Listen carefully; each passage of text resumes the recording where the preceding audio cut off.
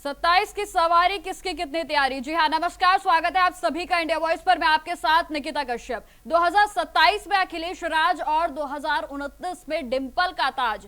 जहां एक तरफ पोस्टर वॉर जो है वो लखनऊ में देखने को मिल रहा है, तो वहीं दूसरी ओर समाजवादी पार्टी के अध्यक्ष अखिलेश यादव ने एक बार फिर से राम मंदिर दान चोरी मामले को लेकर निशाना साधा है, जहां उन्होंने कहा कि धर्म के नाम पर चोरी को माफ नहीं किया जाएगा। तो वहीं आपको जानकारी देते चले कि समाजवादी पार्टी के अध्यक्ष ने एक बार फिर से बीजेपी पर निशाना साधते हुए कहा कि हम धर्म के नाम पर पैसे चुराने के महापाप को कभी भी माफ नहीं करेंगे।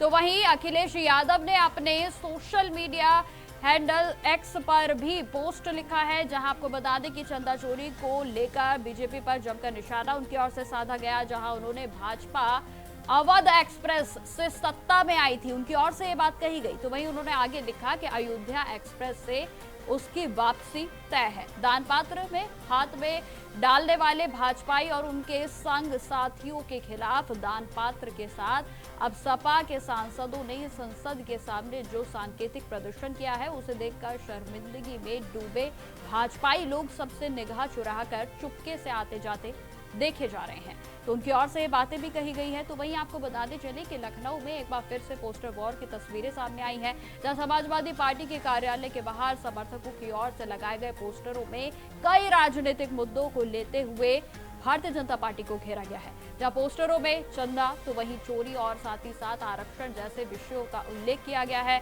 एक अन्य पोस्टर में वर्ष 2027 में अखिलेश राज और 2029 में डिंपल का ताज को लेकर भी राजनीतिक संकेत जो है वो दिए गए। तो यानी कि कुल मिलाकर कहा जा सकता है कि 2027 के तैयारियों में विपक्ष पूरे तरीके से लगा हुआ नजर आ रहा है। इस पर हमारे संवाददाता की ओर से ग्राउंड रिपोर्ट जो है वो तैयार की गई है। सबसे पहले आपको वो दिखाते हैं और उसके बाद हम अपने मेहमानों की ओर चलेंगे। विधानसभा 2027 का चुनाव नजदीक आते ही उत्तर प्रदेश की राजधानी लखनऊ में एक बार फिर से पोस्टर वार की जंग देखने को मिल रही है। मेरी मौजूदगी इस समय सपा कार्यालय के बाहर है। यहाँ पर एक समाजवादी पार्टी के एक राम सुंदर यादव के द्वारा पोस्टर लगाया गया है, जिस पर लिखा हुआ है, चंदा चोरी से नहीं चला जिनका घर, कर रहे हैं अब आरक्षण पर प्रश्न उत्तर। चंदा चोरी से जिनका नहीं भरा मन, अब आरक्षण पर कर रहे हैं मनमापक अपनापन। तो कहीं न कहीं लगातार उत्तर प्रदेश की राजधानी लखनऊ में पोस्टर वार देखने को मिल रहा है। दूसरी तरफ आपको दिखाना चाहेंगे, समाजवादी पार्टी की तरफ से एक और पोस्टर यहाँ पर लगा हुआ है, जिसमें लिखा है 27 में अखिलेश का राज और 29 में डिंपल का ताज। ये पोस्टर लगाने वाले हल्लू राम सुंदर यादव हैं, जो विधानसभा पट्टी से प्रतापगढ़ से आते। तो कहीं न कहीं उत्तर प्रदेश में एक बार फिर से पोस्टर वार देखने को मिल रहा है, लेकिन इसका पोस्टर का जवाब बीजेपी किस तरह से देती है ये तो आने वाला समय बताएगा। लेकिन राजधानी में 2027 का चुनाव आते ही पोस्टर वार की जंग शुरू हो गई है। वीडियो जर्नलिस्ट हरिसाद बसंत मिश्रा, इंडिया वॉइस, लखनऊ। लखनऊ में जिस तरीके से आपने देखा कि पोस्टर वॉर की तस्वीरें साफ तौर पर देखने को मिल रही हैं, जहां चंदा चोरी समेत आरक्षण और आपको बताते चले कि तमाम विषयों पर भारतीय जनता पार्टी को अखिलेश यादव की ओर से घेरा जा रहा है। आपको जानकारी यह भी देते चले कि चंदा चोरी समेत तमाम विषयों पर समाजवादी पार्टी भारतीय जनता पार्टी को घेरती हुई नजर आ रही है। तो वहीं देखिए 2027 की तैयारियां पूरे तरीके से कर ली गई हैं, जहां देखा जा सकता है कि समाजवादी पार्टी खासतौर पर चंदा चोरी मामले को लेकर अब पूरे तरीके से चौतरफा केंद्र सरकार समेत भारतीय जनता पार्टी को घेरने में लगी है। और जहां आपको यह भी जानकारी देते चले कि सदन में जिस तरीके से दोनों सेशन चल रहे हैं, यानी कि राज्यसभा और लोकसभा में जो कार्रवाई चल रही है, उस पर भी समाजवादी पार्टी की ओर से लगातार हमला किया जा रहा है। और इसी विषय पर चर्चा करने के लिए हमारे साथ राजनीतिक संपादक हमारे अनिल शाही जी जुड़ गए हैं। तो अनिल जी, देखिए, जहां एक तरफ साफ तौर पर तस्वीरें जो है वो सामने आ रही हैं कि समाजवादी पार्टी कोई भी मौका नहीं छोड़ रही है भारतीय जनता पार्टी को घेरने का, फिर चाहे वो आरक्षण की बात हो या फिर चंदा चोरी का विषय हो। और यही जो तस्वीरें हैं वो आज हमें लखनऊ में भी पोस्टर वॉर में नजर आई। अनिल जी,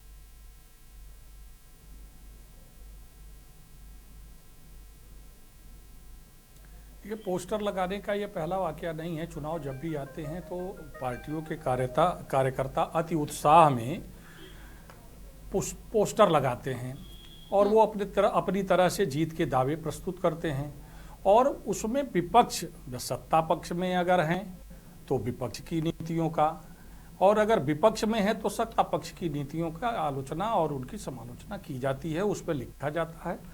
अब इसमें चूंकि हालिया दौर में आंदोलनों के चलते और पिछले लोकसभा चुनाव में जो मिली सफलता है, उससे सपा के कार्यकर्ता उत्साहित हैं और वो अपने मुखिया, पार्टी के मुखिया अखिलेश यादव को मुख्यमंत्री के रूप में देखना चाहते हैं, तो वो उसका पोस्टर लगा रहे हैं। लेकिन ये मुद्दा कितना प्रभावी होगा, अभी 6 महीने चुनाव के लगभग हैं, अगर समय से चुनाव होता है तो, क्योंकि मुद्दे उठते हैं, मुद्दे गिरते हैं, मुद्दे डाइवर्ट होते हैं। तो अब डाइवर्ट होते हुए मुद्दों में अब कौन सा मुद्दा नया आएगा, ये मुद्दा कहाँ दब जाएगा, इसको अभी कहना मुश्किल होगा। लेकिन उत्साह में वो प्रतापगढ़ के कार्यकर्ता हैं, जैसा हमारे संवाददाता बसंत मिश्रा जी ने बताया कि वो राम प्रताप यादव जी की तरफ से लगाया गया है। इस पे पार्टी का कोई मत अभी आया नहीं है कि उससे पार्टी कितनी सहमत है असहमत है, अब ये तो पार्टी के प्रवक्ता ही बताएंगे। लेकिन वो उत्साहित हैं और वो 2027 भी अपने पक्ष में देखते हैं और 2029 को भी वो मानते हैं कि वर्तमान परिस्थितियों में अगर यही व्यवस्था रही तो उनकी सरकार आएगी और डिम्पल जी को भी एक महत्वपूर्ण जिम्मेदारी 29 में केंद्र में मिल सकती है। चूंकि गठबंधन की सरकार की उम्मीद लगा रहे हैं कि प्रदेश में अगर समाजवादी पार्टी की सरकार बनती है, बिल्कुल अनिल तो जी, केंद्र देखिए में एक उनके कॉन्फिडेंस गठबंधन की होता भी है, एक सरकार होता है बनेगी, तो ओवर उसमें कॉन्फिडेंस, उनको जैसे कि बड़ा मौका मिलेगा। बिल्कुल जी, 2027 के चुनावों को लेकर इस समय सभी राजनीतिक पार्टियां जो है वो दमखम के साथ तैयारियों में जुटी हैं। लेकिन हमने देखा कि 2024 में जब लोकसभा चुनाव में प्रदर्शन जो है वो कहीं ना कहीं भारतीय जनता पार्टी का अच्छा नहीं रहा था, समाजवादी पार्टी का काफी बेहतरीन प्रदर्शन रहा, तो कहीं ना कहीं ओवर कॉन्फिडेंस का खामियाजा बीजेपी को झेलना पड़ा। लेकिन एक और चीज है यहाँ पर कि अब जिस तरीके से राम मंदिर का विषय जो है वो मिल गया है समाजवादी पार्टी को, तो क्या लगता है कि 2027 की तस्वीरें भी बदलने में समाजवादी पार्टी कहीं कहीं जो है वो लगाए जा सकते हैं कयास के वो कारगर साबित होंगी?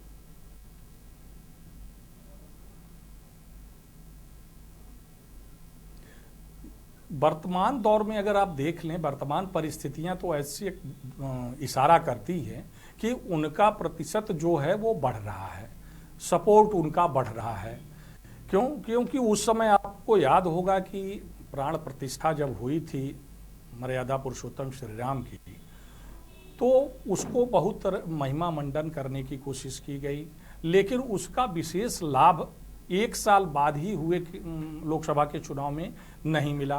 तो अब इस समय चूंकि वो चोरी का बड़ा मामला सामने आया, जांच में स्थितियां सामने आई, प्रमाणित हुआ, सीसीटीवी फुटेज में भी चीजें दिखी और उसके लिए किसी ने आगे बढ़कर जिम्मेदारी नहीं ली, तो एक भावनात्मक लगाव जो है, चूंकि हमारी जनता जो है, जिसको हम मतदाता भी कहें या हमारी जनता कहें, हिंदू में भावुकता ज्यादा होती है, बिल्कुल, और आस्था में उनका विश्वास और सभी संप्रदायों और सभी जातियों की अपेक्षा ज्यादा है। तो उनको लगता है कहीं न कहीं उनकी आस्था पर ठेस है, क्योंकि बहुत से पुराने लोग ऐसा भी कहते हुए देखे गए हैं कि 1992 में जब बाबरी विध्वंस हुआ था और मंदिर बनाने की कवायद हुई थी, तो उस समय भी चंदा इतना आया था कि उस चंदे से ही ऐसे 2-4 मंदिर बनाए जा सकते हैं।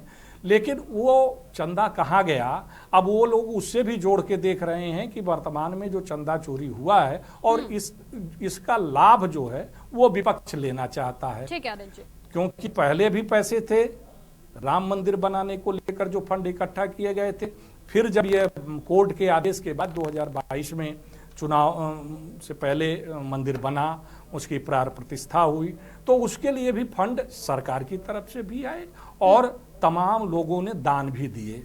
जैसा चोरी का मामला जब आया था तो बहुत से लोगों ने कैश के बारे में जानकारी दी, कई करोड़ लोग दान करने वाले थे, लाखों के दान करने वाले। जी अनिल जी, आपके पास लौटूंगी। धर्मेंद्र जी, आपसे मेरा सीधा सवाल यही रहेगा कि अब की बार 2027 में राम जी किसका बेड़ा करेंगे पार, क्योंकि समाजवादी पार्टी भी पूरे तरीके से तैयारियों में जुटी है। देखिए, ये तो सीधा सा मैसेज है, देते हैं भगवान को धोखा, इंसान को क्या छोड़ेंगे। प्रभु श्री राम के चंदे में चोरी हो, मंदिर निर्माण में कमीशन हो, जमीनों के खरीद फरोख्त में कमीशन हो।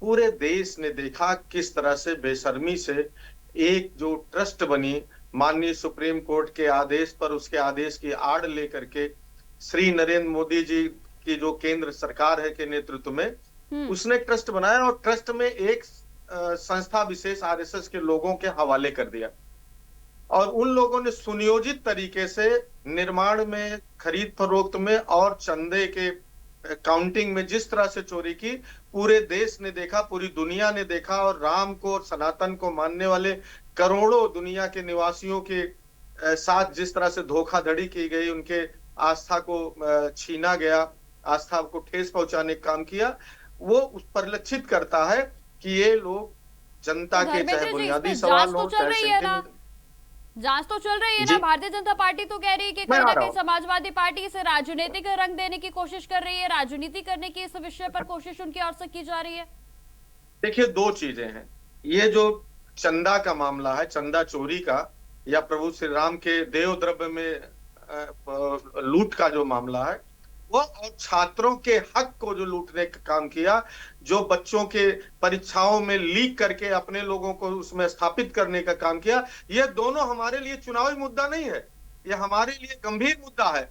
ये चाहे आस्था का, करोड़ों सनातनियों का आस्था का मुद्दा हो, चाहे भारत के मुस्तकबिल का, भारत के भविष्य, हमारे बच्चों के फ्यूचर का मामला हो, ये दोनों हमारे लिए सेंटिमेंटल मामला है और दोनों को हम इस निगाह से नहीं देखे कि उसमें राजनीति किया जाए। तो बिल्कुल धर्मेंद्र जी, ये तो बहुत अच्छी बात है, आप लोगों ने उठाया तो इसमें कार्रवाई भी हुई, एसआईटी का भी गठन हुआ, नई एसआईटी का भी गठन हुआ है, जांच चल रही है, कोर्ट में पूरे तरीके से मामला है। यदि इसमें कार्रवाई नहीं होती तो विपक्ष का बोलना समझ में आता ना। तो भाई कार्रवाई क्या हुई? सवाल तो यही है, सवाल ये है कि जिस ट्रस्ट पर आरोप लगे, जिस ट्रस्ट ने ट्रस्ट भंग कर दिया करोड़ों सनातनियों का, वही ट्रस्ट कह रहा है कि हम सीईओ की नियुक्ति करेंगे, वही कह रहा है कि हमने जांच भी कराएंगे, वही कह रहा है कि हम अपने आप को क्लीन चिट दे लेंगे। कैसी बात! ये अकेला इकलौता इतिहास मामला हुआ कि जिस पर चोरी का, जिस पर हेरा फेरी का, जिस पर डकैती का आरोप लगा, उसी ने कहा कि हमने चिट्ठी लिख कर दिया है और ट्रस्ट वो एसआईटी बन गई। एसआईटी कैसी बनी?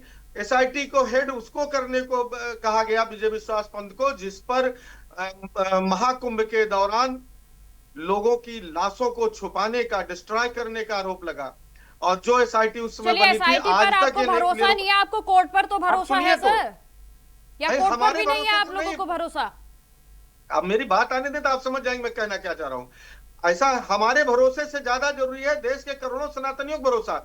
वो ऐसा कोई आप ऐसा मामला बताइए जिसमें दो संस्थाएं पैरेलल जांच कर रही हो, आरएसएस के लोग, भारतीय जनता पार्टी के लोग, सरकार के लोग कह रहे हैं चोरी का मामला अयोध्या पुलिस जांच कर रही है, गिरफ्तार कर रही है, लोगों के खिलाफ कार्रवाई कर रही है। धर्मेंद्र जी, आरोपों का क्या? आरोपों में तो देखिए भारतीय जनता पार्टी के प्रवक्ता भी कह रहे हैं कि समाजवादी पार्टी के मिले हुए हैं, तो तथ्यों के आधार से तो कुछ नहीं होगा ना, फैक्ट तो रखने ही पड़ेंगे। चलिए ठीक है धर्मेंद्र जी, मैं आपके पास लौटूंगी। अनिल जी, मैं आपसे समझना चाहूंगी, देखिए कहीं ना कहीं विपक्ष जो है वो अभी भी असंतुष्ट है जो राम मंदिर में कथित चंदा चोरी का मामला प्रकाश में आया। हालांकि इसमें पूरे तरीके से मामला कोर्ट में चल रहा है, लेकिन कार्रवाई पर विपक्ष को भरोसा नहीं है और कहीं ना कहीं भारतीय जनता पार्टी इसी चीज को राजनीतिकरण का नाम दे रही है। अनिल जी, आपसे समझना चाहूंगी।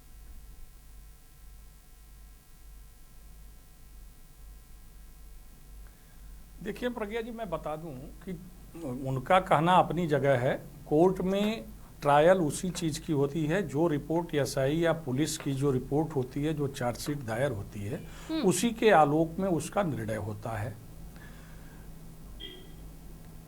अब एसआईटी का चेयरमैन किसी को अगर बनाया गया, सत्ताधारी दल या इसको कहीं कि सरकार अगर उसको समझती है कि भाई वो आरोप है उनके ऊपर कि उन्होंने लाश छुपाई हो, ये सच है, ये प्रमाणित नहीं है, तो ऐसे में उनको एसआईटी का चेयरमैन नहीं बनाया जा सकता है, उसको लीड करने की उनको जिम्मेदारी नहीं दी जा सकती है।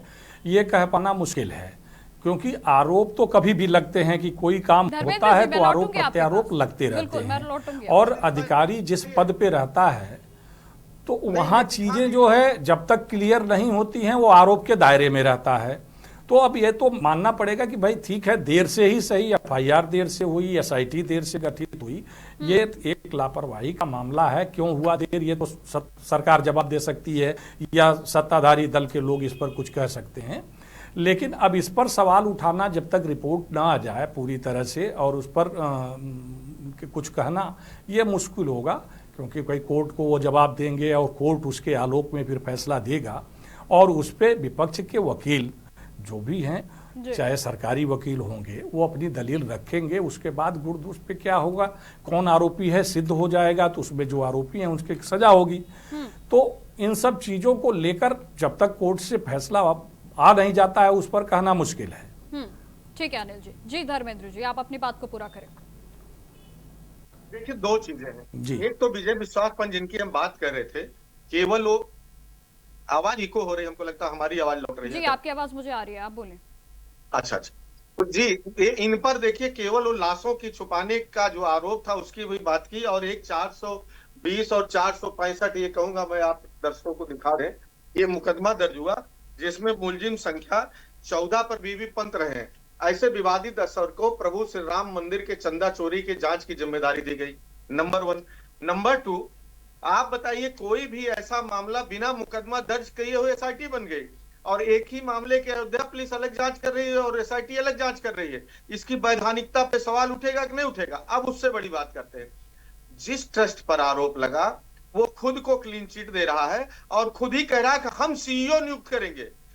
भारत के अंदर तमाम मंदिर हैं, चाहे आप तिरुपति देवस्थानम ट्रस्ट देख लीजिए, चाहे हमारे काशी विश्वनाथ का देख लीजिए। ठीक है धर्मेंद्र जी, ये तो बातें हो गई सवाल उठाने की, ठीक है, लेकिन क्या समाजवादी पार्टी की ओर से अभी तक ऐसा कोई सुझाव दिया गया कि भाई इस तरीके से नहीं, इस तरीके से किया जाए तो शायद सारा सच सामने आ सकता है? आप बताएं हमारे दर्शकों को कि क्या करना चाहिए।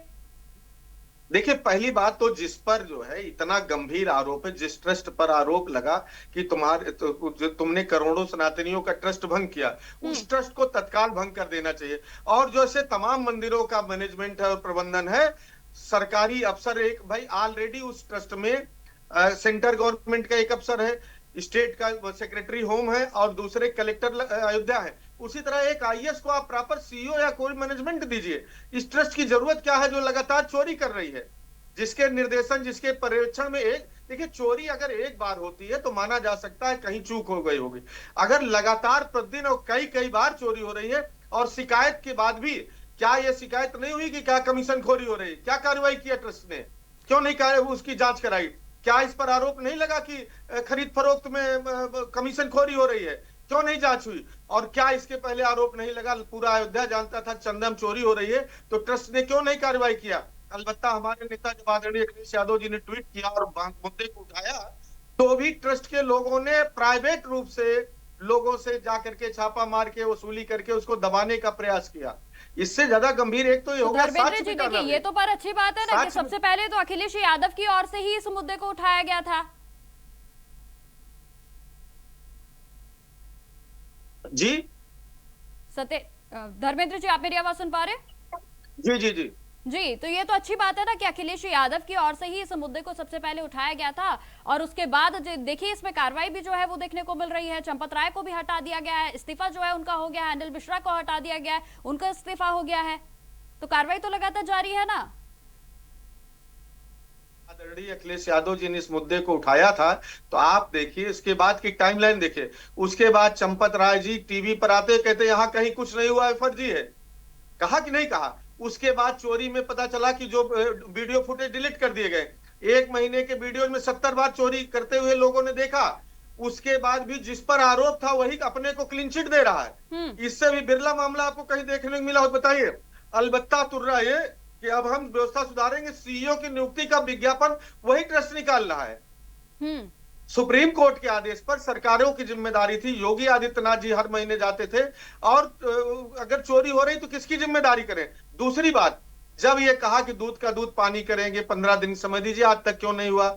जब चंपत राज पे जांच की आंच आने लगी तो उन्होंने एक ट्वीट किया, धीरज धर्म मित्र और नारी आपातकाल परखिए चारी। किस आपातकाल की बात करें? उसके बाद जब चिट्ठी लिखा कि लोग हमारा सहयोग नहीं कर रहे, मैं पोल खोल दूंगा, तो उसके बाद भाजपा के लोग, सरकार के लोग पीछे हो गए। किस चीज को खुलने से डर रहे थे? इसका मतलब चंपत राय को बचाने के लिए एसआईटी बनाई गई थी। उत्तर प्रदेश सरकार उनको बचाना चाहती है, केंद्र सरकार उनको बचाना चाहती है, इसलिए उन्होंने कह दिया अगर हमारा नाम आएगा तो मैं सबका नाम ले लूंगा जहां जहां पैसा गया है। यही तो है महत्वपूर्ण बात। यह है कि चोरी हुई तो चोरी की जांच तो ईमानदारी से होनी चाहिए था, चोरी में संलिप्त लोगों पर कार्रवाई होनी चाहिए थी, यह समाजवादी पार्टी मांग करती है। और चोरी जो छुपा रहा है और जो चोरी करने वाला है, इन दोनों में कोई अंतर नहीं है। और सनातन को मानने वाले इस बात को जानते हैं कि जो चोरी किया उसको इहलोक ही नहीं, इहलोक परलोक सातों लोकों में उसको दंड का भागी होता है, सबसे बड़े दंड का भागी। लेकिन भारतीय जनता पार्टी ने तय कर दिया कि उन चोरों को इहलोक में तो दंड नहीं मिलेगा, अब तो परमात्मा ही दंड देंगे, जो भी जिस लोक में जाएंगे वहां उनको उनका दंड मिलेगा। ठीक है, ठीक है धर्मेंद्र जी।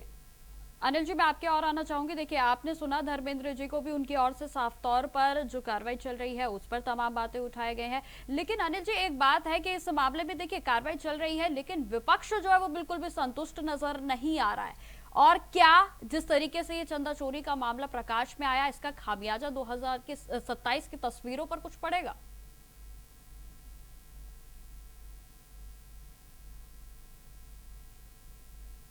देखिए, आस्था का विषय है, प्रभाव जरूर थोड़ा बहुत पड़ेगा, उसको भरपाई करने की कोशिश की जाएगी सत्ता पक्ष द्वारा। अब जांच की दिशा क्या है, जांच रिपोर्ट क्या आ रही है, विपक्ष को भी थोड़ी सब्र से काम लेना होगा। क्योंकि भाई देखिए, कार्रवाई हुई, गिरफ्तारियां हुई, रिमांड हुआ, पूछताछ हुई, अब उन तथ्यों को क्या क्या चीजें हैं उनको क्रमवार रिपोर्ट के आधार पर उस पर फैसला लिया जाएगा। तो उसमें थोड़ा सा सब्र तो लेके देखिए, विपक्ष का काम ही है कि एक तो वो अगर अच्छा काम भी हो तो उसमें भी विपक्ष का काम है कि उसमें कहीं ना कहीं से लेके निकालना होता है। तो यहाँ तो चोरी हुई है जो स्पष्ट है, तो इसको भुनाने की कोशिश तो विपक्ष करेगा ही। अब यह सत्ता पक्ष की जिम्मेदारी है कि उसकी भरपाई वो किस तरह से करता है। भाई, 8 लोगों को गिरफ्तार किया गया, पुलिस ने रिमांड पर लेकर उनसे पूछताछ की। अब उस बयान में क्या क्या चीजें हैं, किनके ऊपर आरोप आ रहा है, उसमें से कुछ लोग बरी होंगे, कुछ और हो सकता है नए लोगों का नाम दिया जाए। लेकिन नए लोगों का सिर्फ नाम से तो सच्चाई उजागर नहीं हो जाती है, उसके लिए तथ्य होने चाहिए, प्रामाणिकता होनी चाहिए, प्रामाणिकता के आधार पर ही किसी को सजा दी जा सकती है। अब सीसीटीवी फुटेज में जो लोग हैं वो तो पहले प्राइमा फेसी में हैं, तो उनको गिरफ्तार कर लिया गया और उससे जुड़ी व्यवस्था से जुड़े हुए लोगों को गिरफ्तारी हो गई। तो अब ये सब्र से इन लोगों को उसका इंतजार तो करना होगा। लेकिन ये सवाल हमेशा से होगा कि मंदिर जैसी जगह पे अगर चोरी हो सकती है तो और कहाँ नहीं हो सकती है। बिल्कुल, तो ये आस्था का सवाल तो ये बात भी, इसमें भी कोई दोराहे नहीं है कि जिस राम मंदिर को लेकर एक बड़ा वोट बैंक जो है वो भारतीय जनता पार्टी का बना था, वो कहीं ना कहीं राम मंदिर ही अब 2027 के चुनावों पर हो सकता है कि असर डालेगा।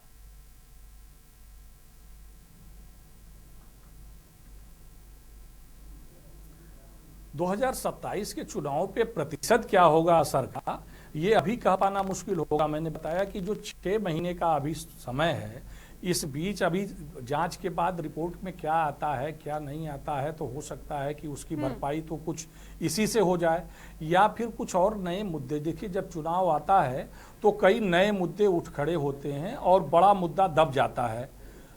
और चुनाव हमेशा जो है मुंह पे होता है कि वो सेंटीमेंट पे होने लगता है। भारत में यही दशा है, गुण द्वेष के आधार पर चुनाव यहाँ कम हुआ करते हैं। और खासकर मध्य और उत्तर भारत में जहाँ भी चुनाव होते हैं वो मुंह के आधार पर होते हैं, हवा के आधार पे होते हैं कि किस तरफ क्या स्थितियाँ चल रही हैं, लोग कहाँ हैं।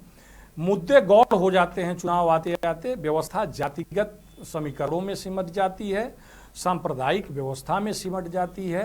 तो इसलिए ये कह पाना कि इसका बहुत ज्यादा असर होगा ये नहीं है। चूंकि कार्रवाई किया है तो सत्ताधारी दल ये बताने के लिए, सरकार जो है ये बताएगी कि हमने जानकारी हुई तो हमने कार्रवाई की। जैसे प्रदर्शन हुआ और लगा कि ये प्रदर्शन जायज है तो इस्तीफा ले लिया। अब उसके बाद सवाल कम खड़े हो रहे हैं। अब जो हो रहा है कि पेपर लीक का जो विधेयक बना उसमें क्या कमजोरियां हैं, अब उसको तलाशने की कोशिश की जा रही है, क्योंकि वहां इस्तीफा हो गया, जो मांग थी वो पूरी हो गई। तो अब आवाज तो बन नहीं रही।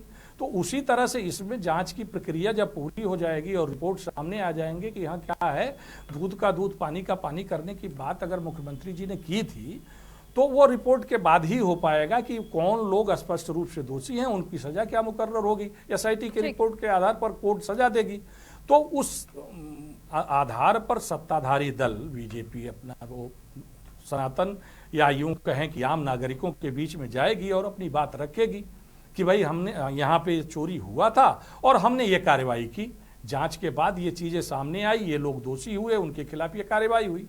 तो अब उसमें जनता को संतुष्ट होना ही पड़ेगा। भाई किसी चीज कोई घटना हो गई तो उसको प्रिवेंट करने के लिए वो एक तो उसका होता है कि मैंने उसमें तथ्यों की जांच करके सच सामने लाना, और सच सामने आने के बाद कितनी सजा हुई उससे जनता को संतुष्ट होना पड़ेगा। अब कितने प्रतिशत लोग संतुष्ट होंगे और कितने नाराज होंगे ये अभी कह पाना मुश्किल है। ठीक है अनिल जी, धर्मेंद्र जी, आप दोनों का हमारे साथ चर्चा में जुड़ने के लिए बहुत बहुत धन्यवाद। तो जिस तरीके से आपने देखा कि लखनऊ में इस समय पोस्टर वॉर जो है वो चल रहा है, क्योंकि साफ तौर पर समाजवादी पार्टी भारतीय जनता पार्टी को घेरने में लगी है, तो वहीं 2027 की तस्वीरें क्या होंगी ये तो आगे आने वाला समय ही बताएगा। फिलहाल मेरे साथ इस पेशकश में इतना ही। देश दुनिया की तमाम खबरों की जानकारी के लिए बने रहे हमारे साथ। नमस्कार।